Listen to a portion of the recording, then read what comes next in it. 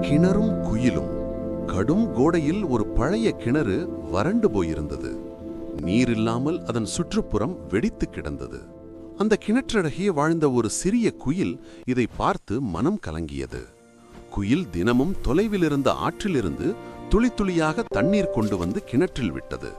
அதன் சிறிய இறக்கைகள் சோர்ந்தாலும் அது ஒரு நாளும் நின்றுவிடவில்லை. நாட்கள் கடிந்தன. ஒரு நாள் வானம் இருண்டது. மழை பெய்தது. கிணறு மீண்டும் நீரால் நிரம்பியது. சுற்றிலும் பசுமை விரிந்தது. கிணற்றருகே மரங்கள் வளர்ந்தன. குயில் அந்த மரங்களில் கூடு கட்டி மகிழ்ச்சியாக பாடத் தொடங்கியது.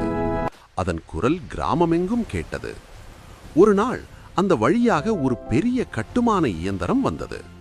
புதிய சாலை அமைக்க கிணற்றை மூட தீர்மானித்தார்கள். குயில் மேலே பறந்து கத்தி எச்சரித்தது. ஆனால் யாரும் கேட்கவில்லை. ஒரே நாளில் கிணறு மண்ணால் மூடப்பட்டது. மரங்களும் வெட்டப்பட்டன. குயிலின் கூடு கீழே விழுந்தது. குயில் கிணற்றின் மீது அமர்ந்து அழுதது. சில நாட்களுக்கு பிறகு அந்த இடத்தில் ஒரு சிறிய நீர்த்தேக்கம் உருவானது. அதில் மீண்டும் நீர் தேங்கியது. சில மரக்கன்றுகள் நடப்பட்டன. குயில் மீண்டும் வந்து அருகில் அமர்ந்தது. ஆனால் அது பாடவில்லை. ஏனெனில் புதிய தொடக்கம் வந்தாலும் பழைய இழப்பின் சத்தம் மனத்தில் நீங்காது.